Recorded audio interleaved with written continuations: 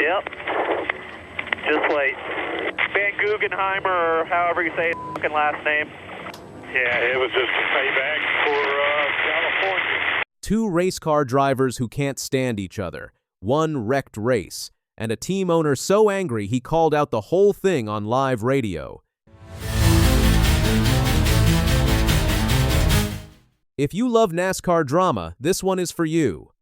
On Sunday, the 5th of July 2026, the NASCAR Cup Series came back to Chicagoland Speedway in Joliet, Illinois for the eero 400.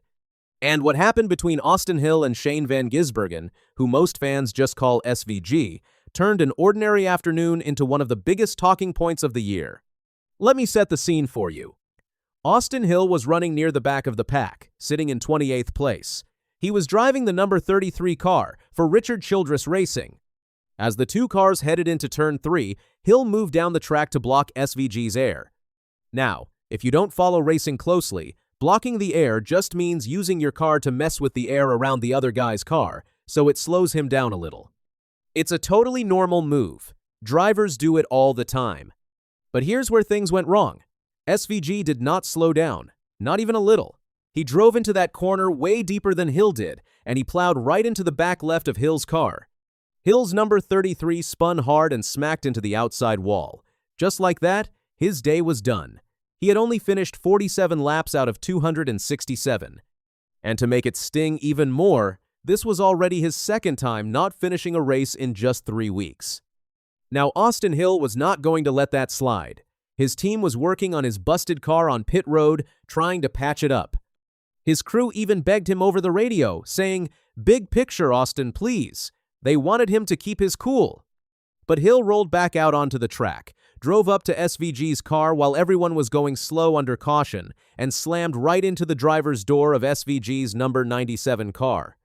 Then he took his wrecked car behind the wall, and his race was over for good. But the real fireworks? Those came over the team radio. Right after the crash, Hill's crew asked him, "You okay?" Hill answered back, "Yep, just wait." And then the crew told him something interesting.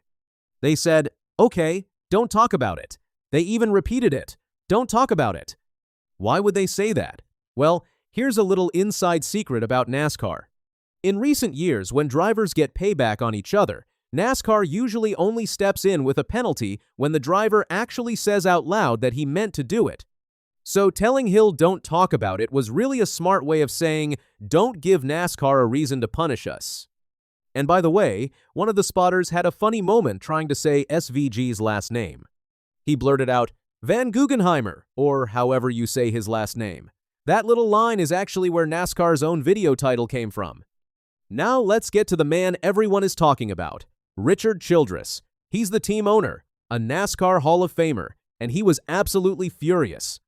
In his mind, there was no doubt about what happened. This was on purpose.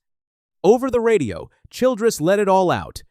According to reporter Jeff Gluck, Childress said, "Yep, it was just payback for California." Then he added, "Somebody talked to NASCAR about that." That was blatant. And the line that really stuck with fans was when he said, "That was on purpose from California." When someone mentioned the replay, Childress simply said, "Oh yeah, I saw it." So what did Childress mean by California and payback? To understand that, we need to rewind a bit, because these two drivers have been building up bad blood for a long time. Their story goes all the way back to 2024, when Hill and SVG raced against each other full-time in the NASCAR Xfinity Series. They got tangled up at Sonoma that year, and Hill actually flipped off SVG while SVG was doing his victory burnout, so the tension has been there for a while. Then things really started heating up recently. On June 14th at Pocono, Hill was racing 3 wide and slid up the track. That pushed the cars above him, including SVG's car, into a crash. SVG ended up finishing 31st. Hill says it was an accident, that he just slid up from the bottom, but SVG wasn't happy. Then came the big one. On June 21st, NASCAR held its first ever street race at Naval Base Coronado in San Diego, California. That's the California Childress kept mentioning. On a restart, Hill was fighting for the lead, missed his corner, and set off a huge multi-car crash. SVG was right behind it and got wiped out. Even worse, The wreck took out both of Trackhouse Racing's cars, SVG and his teammate Connor Zilisch. SVG finished 38th, and it hurt his shot at the playoffs. After that, SVG even blocked Hill, as Hill tried to drive away from the crash. SVG hasn't been quiet about his feelings either. He blamed Hill for both the Pocono and San Diego wrecks, and in a June video, he actually called Hill a spud. So, yeah, these two really do not like each other.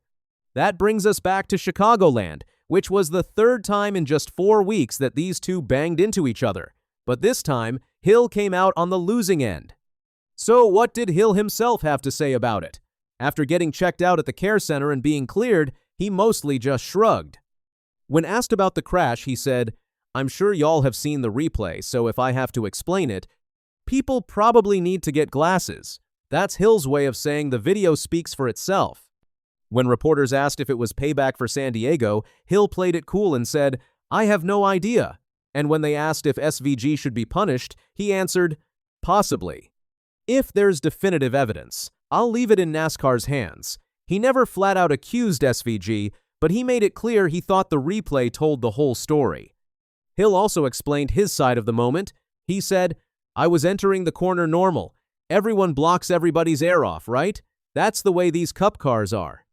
I was just going down to block his air off, and from my standpoint, it just looked like he sped up. So, who knows?" And does Hill think talking to SVG would fix anything? Not really. He said, "I don't know how much I'm going to get out of him. It's Shane. The two haven't even spoken since the San Diego wreck. They just don't see eye to eye." Here's another interesting piece. While Hill's whole team and Childress were fired up on the radio, SVG said absolutely nothing about the crash over his own radio. Not a single word. He just kept racing. And how did SVG's day turn out? Honestly, it was a rough one for him too. He started 30th, bounced around the field all day, dealt with a broken cool suit, made a couple of extra pit stops to check for damage, and ended up finishing 25th. The good news for him is that he still sits 14th in the standings, with 7 races left before the playoff cutoff. Up front, the race had a great finish. Chase Briscoe held off his Joe Gibbs Racing teammate Christopher Bell to win, with Denny Hamlin coming home third. So now the big question is, what will NASCAR do? As of now, NASCAR has not said whether it will review the crash. Most likely, they'll take a close look later in the week and decide if SVG deserves a penalty. But remember that little rule about drivers needing to say they meant it? That's exactly why Hill's crew told him to keep quiet. One last thing worth knowing. Austin Hill has been driving that number 33 car for 7 weeks straight now, ever since Kyle Busch stepped away from the Cup Series earlier this year, and he recently moved up to the Cup Series full-time. So he's still finding his footing at this level. One thing is for sure, this rivalry between Austin Hill and Shane Van Gisbergen isn't cooling off. If anything, after Chicagoland, it just got a whole lot hotter. And with the Cup Series heading to Atlanta next week, all eyes will be on these two to see what happens next.